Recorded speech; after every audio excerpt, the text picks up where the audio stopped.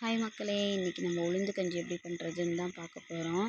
ஒரு 200 கிராம் அளவுக்கு உளுந்து எடுத்து நல்லா ஒரு லைட் ப்ரௌன் கலரில் வறுத்து எடுத்துக்கோங்க. அதுக்கப்புறம் ஒரு பிளேட்டில் ஆற வச்சுட்டு அது கொரன்னு அரைச்சி எடுத்துக்கோங்க. ஒரு 1 லிட்டர் தண்ணி வச்சு ஃபஸ்ட்டே உளுந்தை கொஞ்சமாக தண்ணி விட்டு கரைச்சி எடுத்துக்கோங்க.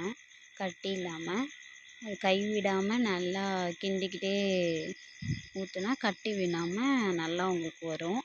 அதுக்கப்புறம் நாட்டு சர்க்கரை சேர்த்துக்கோங்க. நாட்டு சர்க்கரை சேர்த்தா உடம்புக்கு ரொம்பவே நல்லது. இடுப்பு வலி, கேர்ள்ஸ்லாம் நல்லாவே வாரத்துக்கு ஒரு டைம் நல்லா குடிக்கலாம்.